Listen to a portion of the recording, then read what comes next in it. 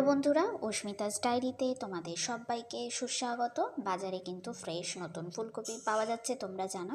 সেই ফুলকপির ডাঁটাগুলো দিয়ে আমি আজকে উচ্ছের সাথে একটা রেসিপি বানাবো, সেটা আমি তোমাদের সঙ্গে শেয়ার করতে চলেছি।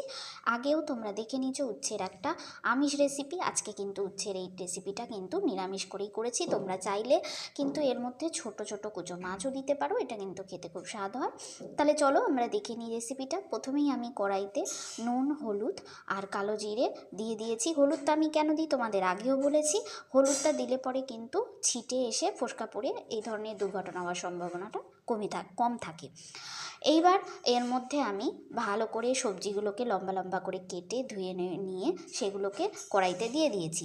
ভালো করে ভাজা ভাজা করে নেওয়ার পর এর মধ্যে চেরা দুটো কাঁচা লঙ্কা আর ধনে পাতার কুচি দিয়ে দিতে হবে।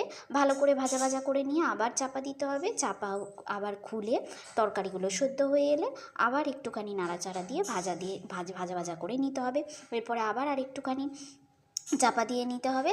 তারপরে জলটা ভালো করে শুষে এলে আর তরকারিগুলো সিদ্ধ হয়ে গেলে এবার কিন্তু আমি ভালো করে আরেকটু নাড়াচাড়া করে নেব।